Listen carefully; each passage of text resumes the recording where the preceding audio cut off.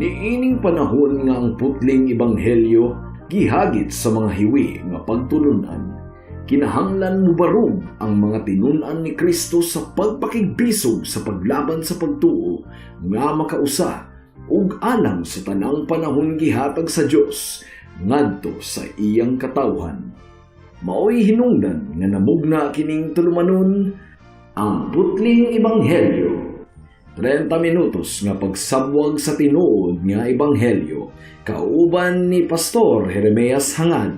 Ang putling ebanghelyo tulumanon nga gihatod kaninyo sa Unidos Community Bible Fellowship sa Unidos Plaridel, Misamis Occidental. Ang putling ebanghelyo, ang putling ebanghelyo, ang putling ebanghelyo.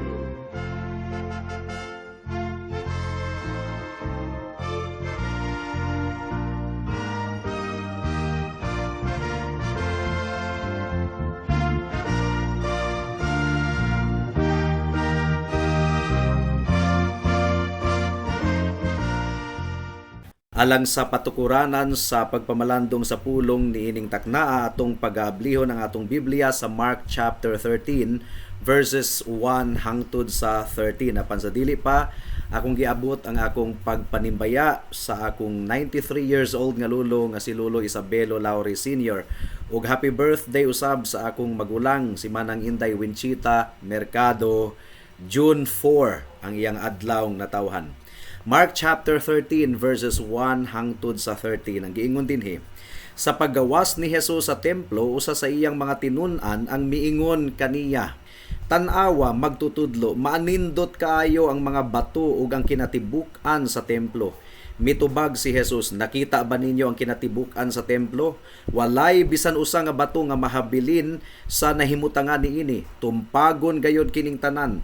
Samtang si Hesus naglingkod dito sa bungtod sa mga olibo nga atbang sa templo, gisikrito siya sa pagpangutana ni Pedro, ni Santiago, ni Juan ug ni Andres. Sila miingon, "Tug-ani kami kanus-a kini mahitabo ug unsay ilhanan nga kining mga butanga hapit na gayod matuman." Unya gisultihan sila ni Hesus, "Pagbantay kamo nga walay maglimbong kaninyo. Kay daghang muanhi nga magdala sa akong ngalan ug magingon, ako mao ang Mesiyas, ug daghan ang malimbungan, ug ayaw kamo kahadlok ini kadungog ninyo og mga balita mahitungod sa mga gubat, sa duol ug sa layong mga dapit. Mahitabo gayod kining mga butanga apan dili pa kini mao ang katapusan. Makigubat ang usa ka nasod batok sa laing nasod ug ang usa ka gingharian batok sa laing gingharian. Maglinog sa nagkalain-laing dapit ug may kagutom usab. Apan kining mga butanga sinugdanan pa lamang sama sa unang mga kasakit sa pagpanganak. Busa pagbantay kamo kay panakpon kamo sa mga tawo ug dad-on ngadto sa hukmanan. Pamunalan kamo sulod sa mga sinaguga ug muatubang kamo sa mga pangulo ug sa mga hari tungod kanako aron pagsulti kanila sa maayong balita. Apan kinahanglan iwali una ang maayong balita ngadto sa tanang katawhan ug sa panahon nga dakpon kamo nila ug dad-on ngadto sa hukmanan. Ayaw kamo kabalaka kung unsay angay ninyong isulti ni anang higayuna. Isulti ang angay ninyong isulti, kay ang mga pulong nga inyong isulti dili man inyo kundili iya sa Espiritu Santo. Itugyan sa mga tawo ang ilang kaugalingong mga igsuon aron patyon ug mausab kini ang buhaton sa mga amahan ngadto sa ilang mga anak. Makigbatok usab ang mga anak sa ilang mga ginikanan ug ipapatay sila sa mga anak. Ug dumtan kamo sa tanang tawo tungod kanako, apan kadtong mulahutay hangtod sa katapusan maluwas gayod. May the Lord bless the proclamation of His word at this moment. Human sa mainiton nga pagtudlo ni Kristo didto sulod sa templo, mga kaigsuunan, mga kahigalaan, mibiya siya sa templo kauban sa iyang mga disciples and probably wala na siya kabalik didto gumikan kay ang sunod nga na record kadto nang gidakop si Kristo and eventually gilansang didto sa cross sa Kalbaryo.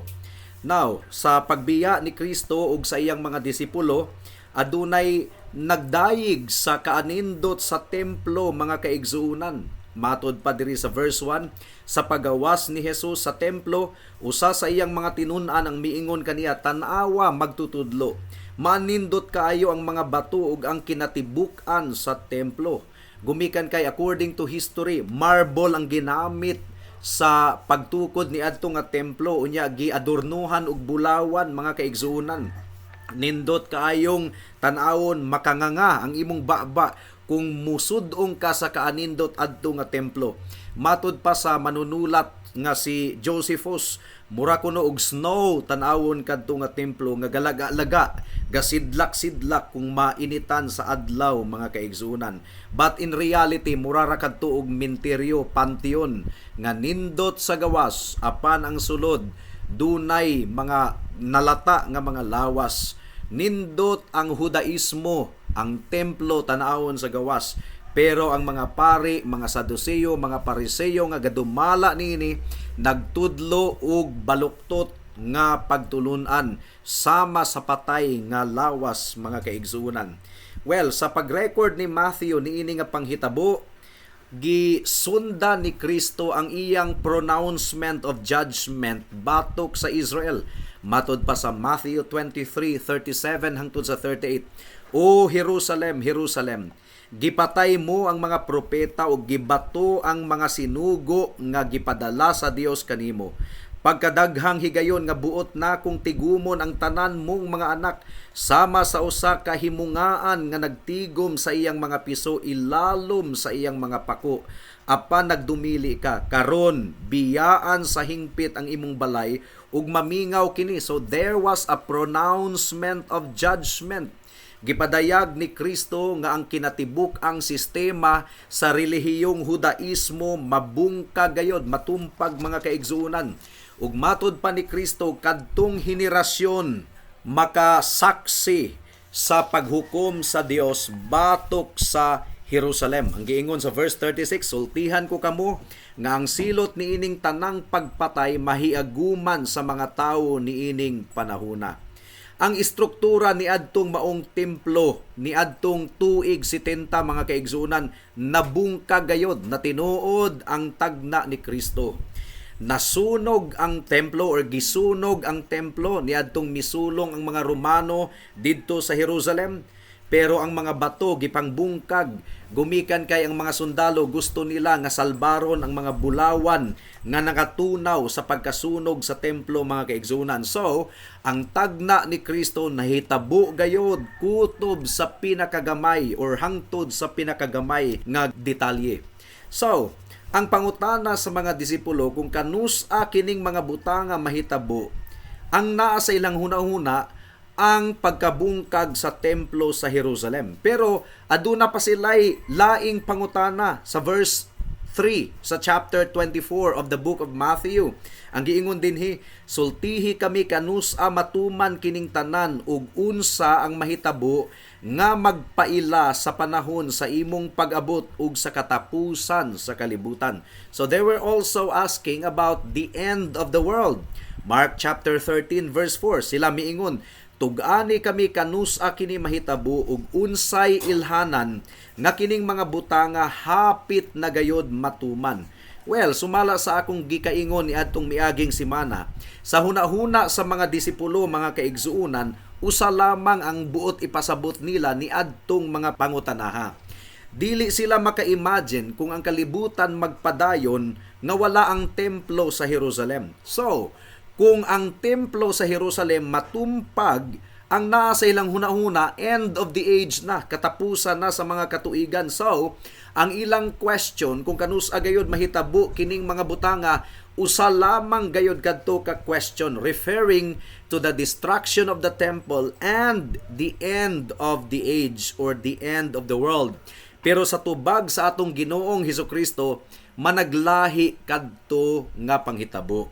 Lahi nga panghitabo ang pagkabungkag sa templo ni adtong AD 70 ug lahi usab ang mga panghitabo sa dili pa mubalik pag-usab ang atong Ginoong Hesukristo. Sama sa akong gi-point out last time mga kaigsuonan, balanseho nato ang pagsabot ni ini nga chapter sa wali ni Kristo didto sa bukid sa Olibo. sa tubag ni Kristo sa iyang mga disipulo. Duha ka question gayod ang naa sa hunahuna ni Kristo nga iyang gitubag, bisan pa og ang naa sa hunahuna sa mga disipulo usa lamang ka question. Duha ka butang ang nasa hunahuna ni Kristo, ang pagkabungkag sa Jerusalem ug sa templo didto, ug ang henerasyon or mga panghitabo adisir mubalik ang atong Ginoong Hesukristo sa katapusan sa panahon. So in other words, si Kristo nagtudlo mahitungod sa kining gitawag og interadvental period, ang period between the first and second coming of the Lord Jesus Christ. Sa unang bahin sa ilang pangutana, kanusa man kini mahitabo kining mga butanga, naghatag ang Ginoo og instruction mahitungod sa hapit nang moabot kadtong pagkabungkag sa Jerusalem ug sa templo didto. Pero sa pagbalik sa atong Ginoong Hesukristo, kung kanusa kini mahitabo unsay mga ilhanan, wala si Kristo mihatag og tataw nga tubag. Gumikan kay matud pa sa Buhat kapitulo 1 bersikulo 7, ang giingon dinhi, ang mga panahon ug mga adlaw gitakda ng daan sa pagbuot sa akong amahan. Dili kamo angay magpakisayod kung kanusa kini mahitabo. Usbon ko, adunay ilhanan nga gihatag si Kristo mahitungod sa hapit ng mahitabo sa destruction of Jerusalem at that time. Nga nahitabo gayod ni adtong AD 70. Pero mahitungod sa mga panghitabo, adisir mo balik ang atong Ginoo sa katapusang adlaw, wala gayoy gihatag ang Ginoo nga ilhanan. Gumikan kay dili kuno angay kanato ang pagpakisayod kung kanusa kini mahitabo. Ang giingon diri sa Matthew 24:36, apan walay tawo nga nasayod kanusa moabot kadtong adlaw ug taknaa, bisan ang mga anghel sa langit ug bisan gani ang anak, kundili ang amahan lamang. Ang matod pa sa Mark chapter 13 verse 32 and 33, apan walay nasayod kanusa moabot kadtong adlaw o taknaa, bisan ang mga anghel sa langit, bisan gani ang anak, ang amahan lamang mao'y nasayod niini, busa pagbantay ug pagtukaw kamo, kay wala kamo masayod kanusa kini moabot. So, sa pagwali ni Kristo didto sa bukid sa Olibo, gitubag ni Kristo ang duha ka pangutana. Una, ang hapit ng mahitabo kadtong pagkabungkag sa Jerusalem ug sa templo didto, ug ikaduha, ang mga panghitabo adisir mo balik ang atong Ginoong Hesukristo. So, gihatag di ay ni Kristo ang suma total sa kasaysayan sa kalibutan sukad sa iyang pag-anhi, unang pag-anhi, hangtod sa ikaduhang pag-anhi, kung unsa ang atong lauman nga mahitabo in between His first coming and His second coming. So, ang punto niini mga kaigsuunan, kini nga question, kanusa kini mahitabo, adunay sinyales, adunay ilhanan sa pagkabungkag sa Jerusalem nga hapit ng mahitabo at that time. Pero sa pagbalik sa atong Ginoong Hesukristo, walay tataw nga ilhanan. Walay tataw nga ilhanan, gumikan kay dili nato angayng tagnaon kung kanusa mubalik ang atong Ginoong Hesukristo. Wala kunoy makatagna. So unsa ang ilhanan? Ang ilhanan, kung makita na gayod nato si Kristo sa kawanangan sa mga panganod nga mubalik, muna ang bugtong ilhanan and ultimate sign. Ang giingon din sa Matthew 24:30. Unya mutungha sa langit ang timaan sa anak sa tawo ug manghilak ang tanang banay sa yuta ug makakita sila sa anak sa tawo nga moabot sinapnay sa mga panganod sa langit. Moabot siya nga may gahom ug dakong himaya. So, adunay tulo ka bahin ang atong pagpamalandong sa nahabiling mga oras sa atong pagpamalandong mga kaigsuunan. Una, the false teachers and false Christs. Peke nga mga magtutudlo ug mini nga Kristo. Ikaduha, the great strife among the nations, ang mga gubat kuno sa kanasuran. Ikatulo, uban pang mga paghukom, manifestasyon nga atong masaksihan. Mudangat kita sa unang punto, false teachers and false Christs. Mini nga mga magtutudlo ug mini nga Kristo. Matod pa sa bersikulo 6, kay daghang muanhi nga magdala sa akong ngalan ug magingon, ako mao ang Mesiyas ug daghan ang malimbungan. Matud pa sa verse 21 and 22, unya kun may muingon kaninyo, tan-awa di adiri ang Mesiyas o tan-awa atua siya didto, ayaw kamo pagtuo kaniya, kay mutungha ang mga mini nga Mesiyas ug mga mini nga propeta, maghimo silag mga milagro ug mga katingalahan aron kun mahimo pasalaagon usab nila ang mga pinili sa Dios. Now, tinuod kini ni adtong unang siglo ug tinuod usab kini karon. Adunay daghang mga mini nga magtutudlo. Unang Juan kapitulo 2 bersikulo 18 ang giingon dinhi, mga anak, duol na ang katapusan sa kalibutan. Nakadungog kamo nga muanhi ang kaaway ni Kristo ug karon ania na ang daghang mga kaaway ni Kristo. Busa masiguro nato nga duol na gayod ang katapusan. Unang Juan kapitulo 2 bersikulo 22, karon kinsa man ang bakakon mao kadtong nag-ingon nga si Jesus dili mao ang Kristo. Siya ang kaaway ni Kristo kay gisalikway man niya ang amahan ug ang anak. Gisumpayan pa kini sa ikaduhang Juan 1 bersikulo 7. Ania karon sa kalibutan ang daghang magtutudlo nga bakakon. Wala sila mutuo nga si Kristo nagpakatawo. Mao kini sila ang mangingilad ug ang kaaway ni Kristo. Now, daghang mga tawo nga mas pilion nila nga mutuo sa mga bakak. Ikaduhang Timoteo kapitulo 4 bersikulo 3. Muabot ang panahon nga ang mga tawo dili na mamati sa matuod nga pagtulunan. Ang ila na himuong gusto mauna lang ang ilang sundon ug magtawag sila daghang mga magtutudlo nga magsulti kanila sa buot nilang madungog.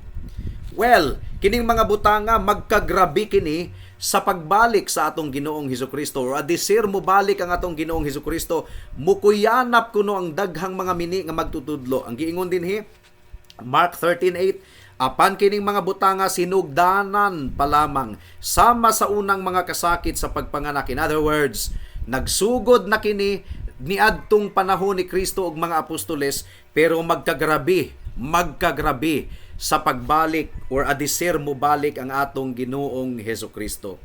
Daghan kay mga tawo karon nga musunod sila sa mga mini nga mga magwawali nga gibaliktad or gibali ang ebanghelyo. Dunay usa ka pastor sa dako kayo nga grupo didto sa Amerika. Ang iyang giwali mao kini, you may make some mistakes. Masipyat kuno ikaw, but that doesn't make you a sinner. Pero kanang imong sipyat, dili but pasabot nga makasasala ka na. You've got the very nature of God on the inside of you. Ikaw adunay pagka-Dios sa imong kinasuluran. Wrong! Pero daghan kayong mga tawo nga nailad ni ana nga mga pagtulunan og daghan kaayo musunod. Kung imong tan-awon sa TV, attractive gayud kana nga mga pagtulunan.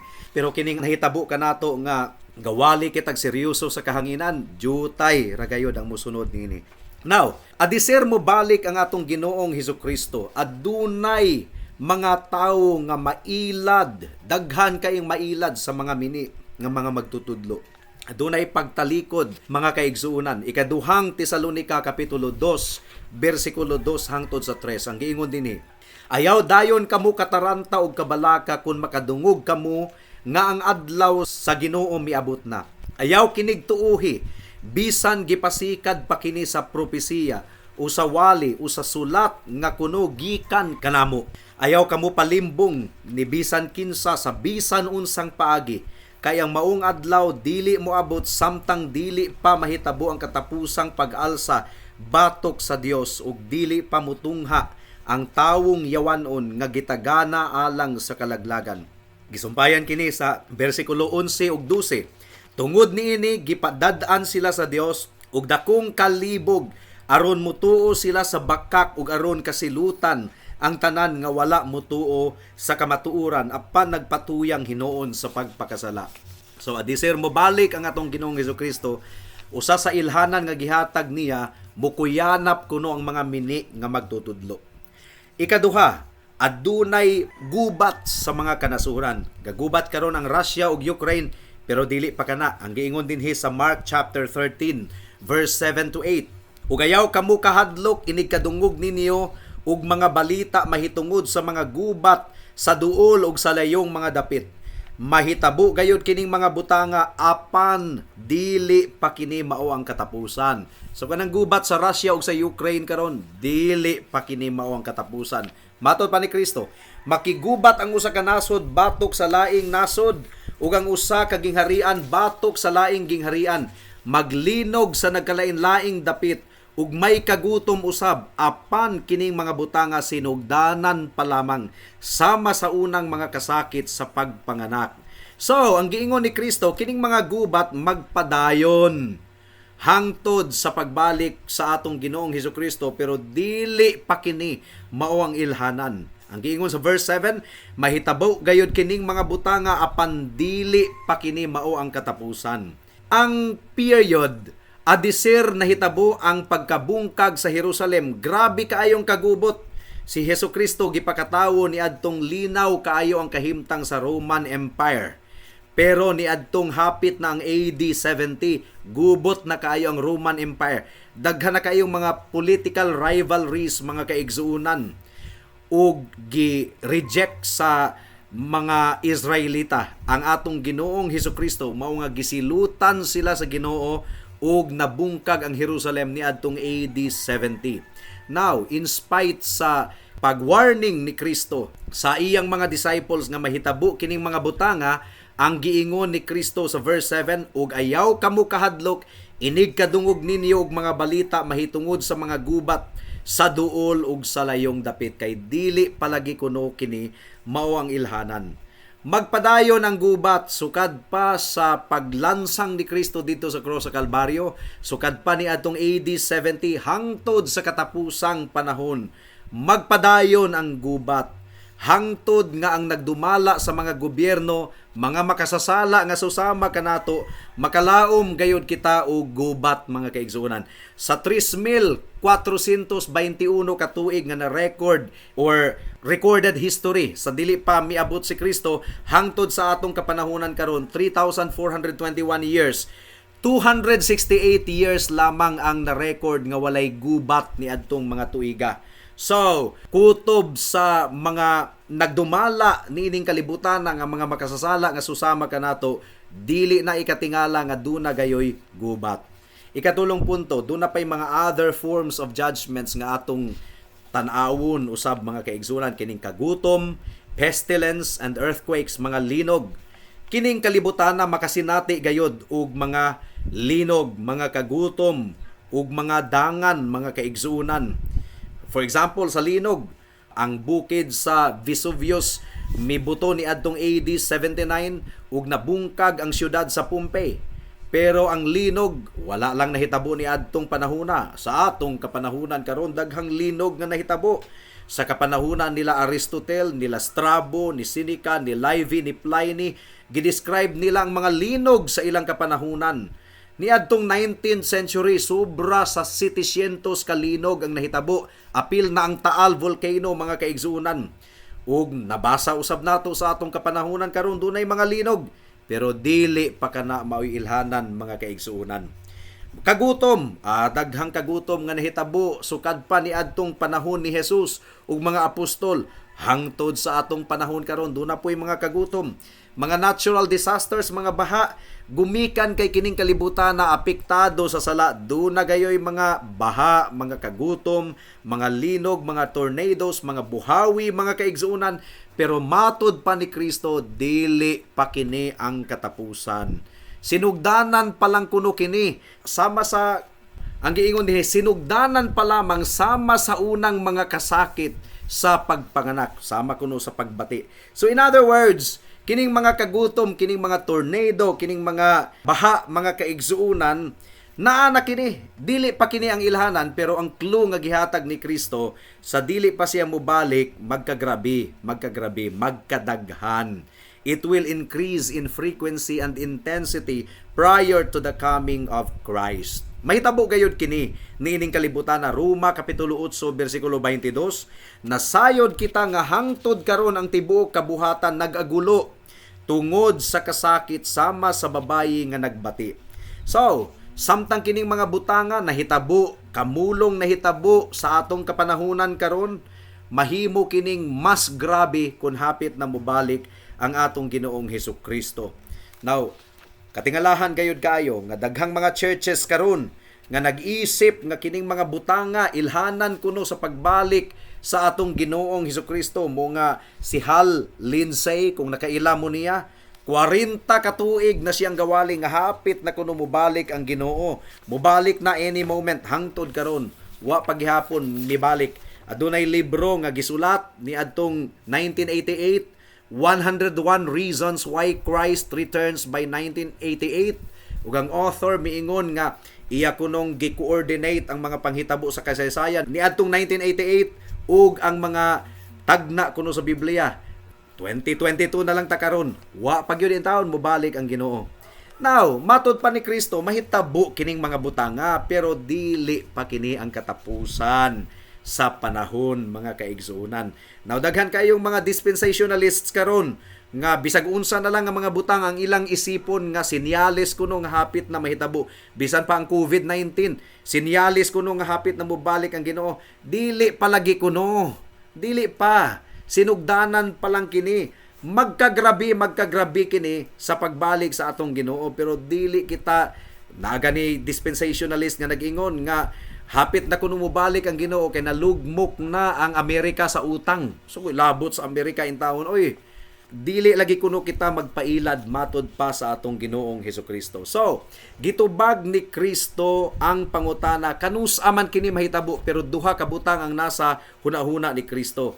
Ang katong pagkabungkag sa Jerusalem ni adtong AD 70 ug ang pagbalik niya sa katapusang panahon. Dili kita magpailad, mga kaigsuunan. Unsa may sinyales sa pagbalik sa Ginoo? Wala lagi kunoy sinyales. Walay sinyales. Ang pinaka-ultimate nga sinyales mao nga makita na gyud nato si Kristo sa kapanganuran, sa kawanangan. Ang giingon dinhi sa Matthew 24:30, unya mutungha sa langit ang timaan sa anak sa tawo ug manghilak ang tanang banay sa yuta ug makakita sila sa anak sa tawo nga muabot sinapnay sa mga panganod sa langit. Muabot siya nga may gahom ug dakong himaya. Mao kini ang sinyales nga atong atngan. Samtang wala pa kini mahitabo, lauman nato nga dunay mga gubat, dunay mga kagutom, dunay mga baha, pero dili pa kini ang sinyales kuno, mga kaigsuunan. Wala lagi sinyales nga klaro. Ang pinakaklarong sinyales kanang makita na ginato si Kristo sa kapanganuran. Muna nga dili kuno kita magtagna-tagna ug ayaw pud kamo pailad ni anang mga magtagna-tagna kay daghan na kayong nanagna. Pero hangtod karon wala gyud in taon matuman ang panagna kay klaro kayo ang giingon ni Kristo nga dili kuno kita magpakisayod. Wala kuno'y nahibalo bisag kinsa kung kanus ang mobalik si Kristo.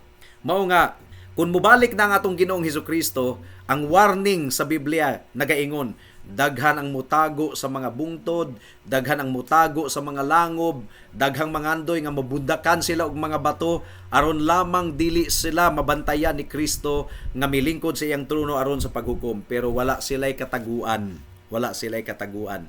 Now, mga kaigsuunan, mga kahigalaan, seryosuha kini, pamalandungi kini og duro. Posible nga dili ni nato masaksihan sa atong kapanahunan karon, mamatay na lang ta wala pa mobalik si Kristo.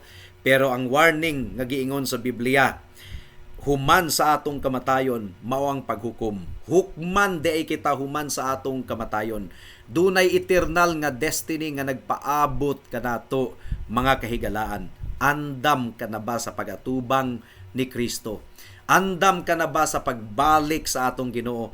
Mahimo ka lang andam kung ang imong kasalanan napapas, kung gipakawalay sala ka, pero dili ka na nimo mahitabo or dili ka na maangko nimo pinaagi sa imong pagkabuutan ug sa imong pagpaningkamot, kay makasasala ikaw. Maangko nimo ang pagpapas sa imong sala kung imong ilhon nga dili ka makaluwas sa imong kaugalingon ug musalig ka lamang sa dugo ni Kristo nga maoy magapapa sa tanan nimong sala. Igo na ang dugo ni Kristo nga giula didto sa cross sa Kalbaryo. Gibuhat na ni Kristo ang tanan. Tuuhi ug saligi siya. Karon dayon ibalhin ang imong pagsalig kang Kristo, ingon nga imong bugtong Dios ug manluluwas. Talikdi ang imong sala ug dangop kang Kristo. Buhata kini karon kay basin og ugma ulahin ang tanan. Magampo ta. Salamat o Dios sa mensahe nimo niining takna ug among gipangayo ang bunga niini dili kami sumhan sa pagwali sa ebanghelyo gumikan kay nasayod kami nga gamhanan ang imong pulong ug mudulot gayud kini sa kasing-kasing ug hunahuna sa mga tawo. In Jesus name we pray. Amen. Alang sa dugang nga mga pangutana, mahimong mo text kang Pastor Jeremias hangad sa 0935 744 3030.